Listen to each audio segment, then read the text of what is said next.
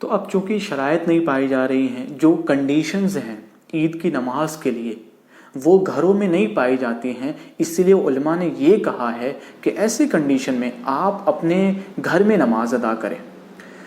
اور گورنمنٹ نے جن لوگوں کی پرمیشن دی ہے 5 لوگوں کی، وہ مسجد میں یا عیدگاہ میں نماز ادا کریں، اس کے علاوہ بقیہ لوگ اپنے اپنے گھروں میں چاشت کی نماز ادا کریں۔ اور چونکہ اللہ تبارک و تعالیٰ ہمارے حالات کو جانتا ہے، تو اللہ کی ذات سے امید ہے کہ جو ثواب ہمیں عیدگاہ میں جا کر عید کی نماز پڑھنے میں ملے گا، انشاءاللہ تبارک و تعالیٰ وہی ثواب ہمیں چاشت کی نماز میں بھی ملے گا۔ عزیز ساتھیوں، علماء پہ بھروسہ رکھیں، ان پر اعتماد کریں۔ وہ کوئی بھی چیز آپ کو پریشان کرنے کے لیے یا کسی کو پریشان کرنے کے لیے نہیں کرتے۔ ان کی بھی لمٹ ہے، وہ لمٹ یہ ہے کہ کوئی بھی حکم قرآن اور حدیث کے باہر سے نہیں دے سکتے۔ جو قرآن میں ہے، جو حدیث میں ہے، اسی کے دائرے میں آپ کو حکم سنائیں گے، اور علماء وہی کر رہے ہیں۔ تو ان کے جو گائیڈ لائنز ہیں علماء کی جو حکم ہیں، علماء کی جو باتیں ہیں، ان پر عمل کریں اور اپنے گھروں میں چاشت کی نماز ادا کریں۔ اکیلے پڑھنا چاہیں پڑھ سکتے ہیں، جماعت کے ساتھ پڑھنا چاہیں پڑھ سکتے ہیں، جیسی آپ کی مرضی، جو آپ کو سٹیبل ہو آپ کریں، لیکن 5 لوگوں کے علاوہ بقیہ لوگ اپنے گھروں میں نماز ادا کریں۔ میں آپ کو چاشت کی نماز کی نیت بتا دیتا ہوں۔ نیت کی میں نے 4 رکعت نماز چاشت کی، واسطے اللہ تعالیٰ کے، منہ میرا کعبہ شریف کی طرف، اللہ اکبر۔ آپ تکبیر تشریق پڑھیں، دھیان رکھیں اس کا۔ یہ 4 دن ہمیں 9 تاریخ سے، یعنی کہ آج جمعے سے ہمیں 12 تاریخ کے عصر تک ہمیں اس کو پڑھنا ہے۔ اللہ اکبر، اللہ اکبر، لا الہ الا اللہ واللہ اکبر، اللہ اکبر، اللہ اکبر وللہ الحمد۔ خاص طور سے اس کا ورد نماز کے بعد ضرور کریں۔ اور اس کے بعد عزیز ساتھیوں، ہاتھ جوڑ کے آپ سے گزارش کرتا ہوں، نم آنکھوں کے ساتھ، روتے ہوئے آنسوؤں کے ساتھ، ٹوٹے ہوئے دلوں کے ساتھ، پوری لو لگا کے، پوری توجہ کے ساتھ اللہ کی بارگاہ میں مانگنے جیسا دعا کریں۔ حالات بہت خراب ہیں، اب ہمارے حالات کی بہتری کے لیے دعا کریں، گھر والوں کی، اپنے گھر والوں کے، اپنے پیارے وطن ہندوستان کی بہتری کے لیے، پوری دنیا کی بہتری کے لیے دعا کریں۔ اور جب بندہ ٹوٹے ہوئے دل کے ساتھ بہت دل لگا کے، لو لگا کے اللہ کی بارگاہ میں دعا کرتا ہے، تو اللہ اس کی بات کو ضرور قبول کرتا ہے۔ تو بچا کے نہ رکھی سے، تیرا آئینہ ہے وہ آئینہ، جو شکستہ ہو تو عزیز سر ہے نگاہ آئینہ ساز میں۔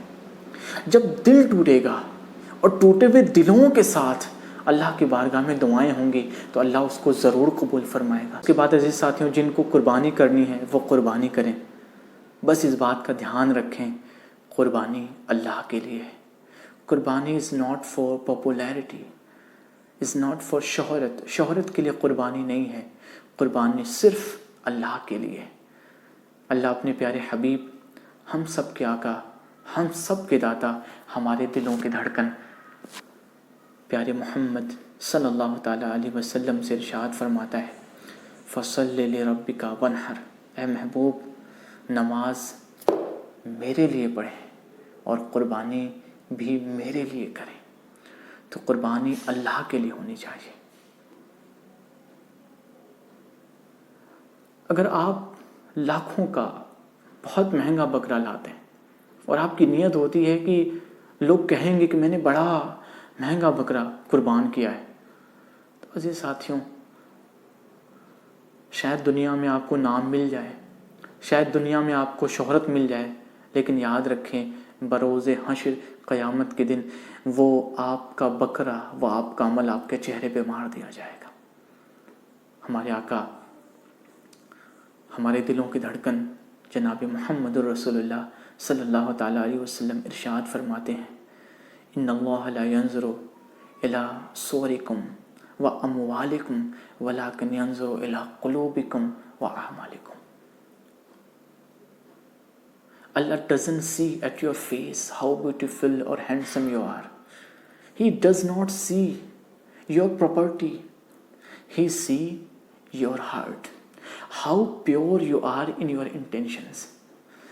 आपके अंदर कितना खुलूस है, आपके अंदर कितनी सिंसियरिटी है, कितनी अल्लाह की रज़ा है, अल्लाह तबारक व तआला वो देखता है।